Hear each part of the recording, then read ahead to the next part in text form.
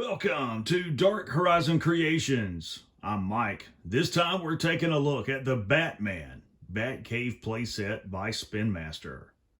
Now, if you hadn't already, please follow, like, and subscribe to my social media accounts on Facebook, Instagram, and YouTube. Don't forget to hit that bell icon so you get a notification of when I post new content.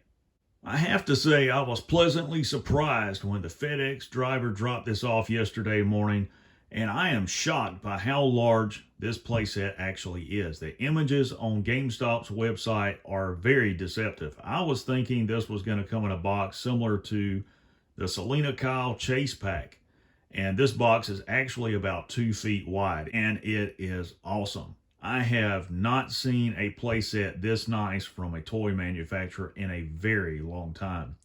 You can see that the packaging has the Batman logo in the lower left, some obligatory product shots on the left panel, and of course the banner down at the bottom, the DC and Batman logo in the upper right hand corner. There's a lot of stuff going on the inside of this packaging. But I want to take a moment and call your attention to the image in the insert on the right hand side. Unlike previous iterations of the Batman, where he is actually in a cave beneath Wayne Manor, in this movie the Batcave is an abandoned and secret subway system deep beneath Wayne Tower that connects directly to Wayne Manor. It was built decades ago by the Wayne family so that they could travel discreetly between both locations and not be observed. It had since been abandoned for many years, and Bruce discovers it in his youth. He and Alfred are the only two people who know of its existence. So when Bruce discovers it, he uses it as a kind of getaway and hideout. And one of the things he does in his high school years is he sets up a little chemistry lab down there and some work lights because he enjoys chemistry. He enjoys solving problems. And he often goes out on the street and just collects random substances that he finds and brings them back to try to discover what they are. And if you read the prequel novel, more often than not, it's chewing gum. So as he begins his journey to becoming Batman, one of the things he does is he begins to modify the muscle car that he has acquired. And it's never told where he finds the car, how he gets it, if it was already down there or what. But he begins modifying this car. He also installs state-of-the-art computer workstations down there that are connected directly to the private servers of Wayne Enterprises. These workstations give him unprecedented access to classified information and the ability to order materials and parts through Wayne Enterprises discreetly without drawing attention to himself, so that he can use that to build his suit and modify the car and the bike. He also has access to Gotham City Police Department's criminal database, as well as intelligence agencies around the world. So inside the playset, you see around the perimeter the staircase and the walkway above it, and it's a very ornamental scene. You can see that from the inset of the images. It was made to be very elegant, and it's fallen, of course, into disrepair over the years. In the lower center at the bottom, you see his workstation on the left for making parts for the Batsuit, and on the right is the state-of-the-art computer station. Just above that, you see the motorcycle. Now, this motorcycle has not been identified yet. No one knows what it is. It looks like a cafe racer bike. I'm not sure. Some have speculated that it's a Harley Davidson because of the large boxy engine. Others have said that it's a BMW or a Moto Guzzi. I don't know what it is. I can tell you it's got an extended swing arm on the back, and that's really the only thing I can identify. Directly above it, that orange thing, is the grapple gun. There's also an additional set of chest armor and, of course, his mask for him to put on, as well as 2 included batarangs. You see Bruce there unmasked. He does have a cape that is tucked behind him, and directly beside of him is none other than the Penguin. And the Penguin does include his umbrella as well as a briefcase with a whole lot of cash. Directly behind them is a circular platform, and this is what the motorcycle is parked on down in the Batcave.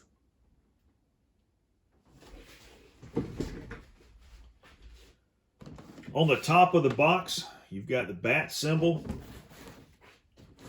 And if I rotate it around, you've got your obligatory product shots, and you can kind of see how it sets up. There's no diorama or anything included in the background. You just kind of have the stairs going to the walkway, and it's got some break apart panels that you see there, as well as trap doors for the penguin to fall through, and you see all the parts just kind of set up around it.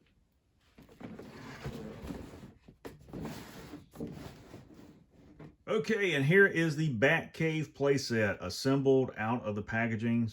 And I've gone ahead and brought out the Batmobile so you guys can see what this looks like.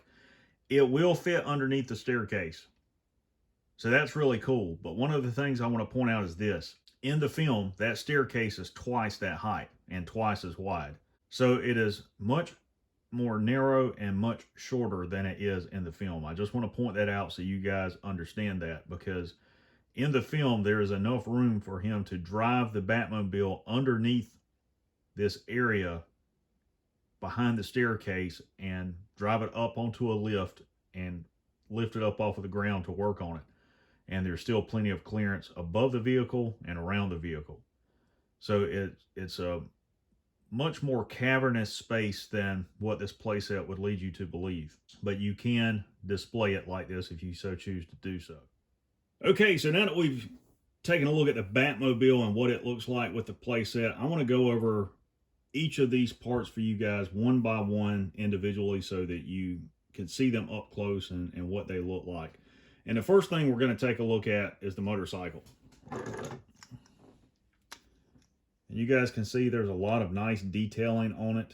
It does have a kickstand on the bottom that will fold up so that you can display it, and he can ride it. Handlebars don't turn the front wheel on it or anything like that. Here's the display pad. There's no foot pegs or anything on it. It's got a lot of nice detailing and surface texture to it.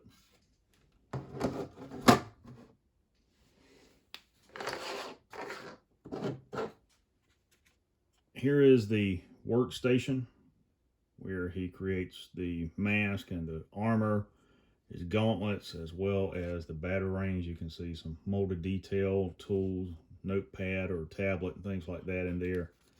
This is what it looks like from behind.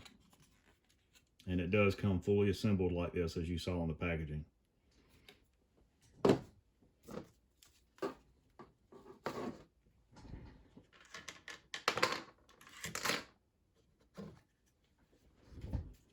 Here is the computer workstation and terminal, and you guys can see it's really nice. It's got a lot of stickers and things on it with different displays.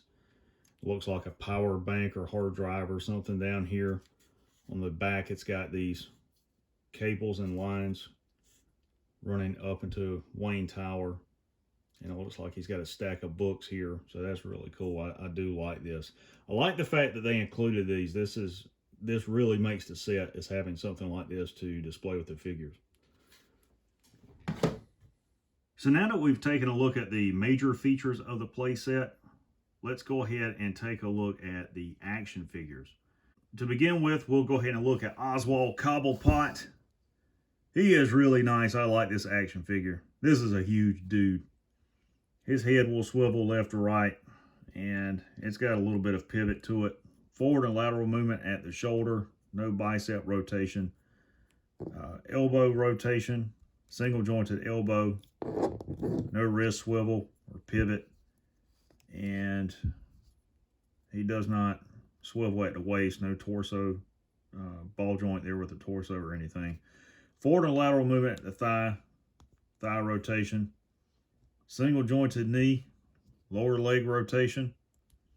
So that's really cool. And he does include a case full of cash. I do like that. I think that's awesome. Also included is his umbrella. I don't know why the cane comes out. I don't know if that turns into a weapon or whatever. We've seen that in different iterations with the Penguin. Here is the Bat, Bruce Wayne himself. Really cool. You can see he's got on the black camo face paint around his eyes. They talk about that in the prequel novel. Armored bat suit, and you can see it's a deep granite or gunmetal gray. I'm not exactly sure, but that's really cool. And it's got black accents like the bat logo. You can see it's got the same plasticky cape that the single carded figure includes. Same articulation. His head will rotate left or right. Really no pivot because of his neck. Forward and lateral movement at the shoulder, no bicep rotation, elbow rotation, single jointed elbow, no torso or waist articulation, forward and lateral movement at the thigh rotation, single jointed knee, lower leg rotation. Now for Bruce, he does include his mask, and this is kind of goofy because it just goes on like this. There's no back part to it. I think that's kind of pointless, to be honest with you. And he also includes this added chest armor that supposedly clips on. Yeah, it does. I don't know if it's going to stay on, but it does go on, which kind of bulks him up a little bit, but I guess that's body armor. You can see how it fits. But I think that's really ridiculous. I really do. You know, it's like a it looks like a Halloween mask. Oh man, that's really goofy. It really is.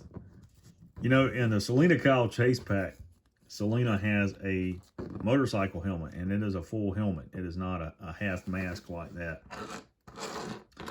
Bruce includes a couple accessories. Here's the grapple gun. It's orange. I have no idea why. And he includes 2 of the batarangs, and you can see they are the same design and shape as the one on his chest. I don't know if these collapse and fold up, or if this is something that attaches to his chest armor. I don't think it is. I think that they will probably collapse like we've seen in previous iterations with different batarangs. And you can see these figures aren't that stable on their own. But, you know, he can hold those. I guess if you wanted to put one in his hand.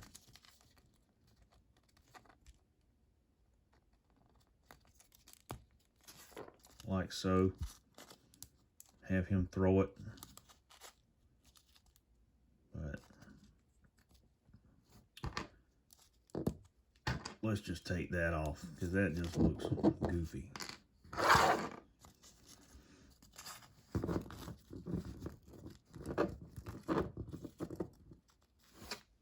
So those are the figures. And he can ride the motorcycle, if you guys are wondering about that.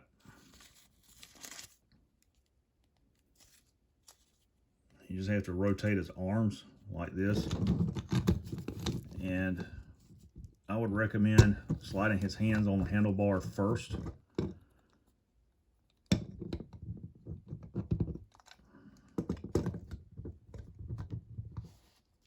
If I can get this one to go on. There we go. So that he's kind of secure. You're going to put him on the foot pegs. And then you can take the stand off. And it will roll. Full range of motion with the wheels. Put the display base back on. And last but not least, let's talk about the features of the staircase. And you can see it's really cool. I do like the design. You know, you can have the action figures standing anywhere. You could even position them so that they're walking up the staircase, sort of. I think that would be kind of difficult for Oswald because of his size, but whatever. So on the staircase and then the walkway up here, there's 2 trap doors, and it's just friction. So if you push down on it, he can fall down like that and break his neck. Just the end of the penis. And you just push those back up. And then directly in front of him, there's a breakaway panel right here that pops out like that. And it doesn't come out as easily, But again, you know, I guess that's a scene in the film. You could have that broke off and then have him fall down like that. Overall, I think this is a really nice playset. It is definitely worth the cost. I paid just over $40 for this from GameStop. Ladies and gentlemen, there you have the Batman Batcave playset by Spin Master.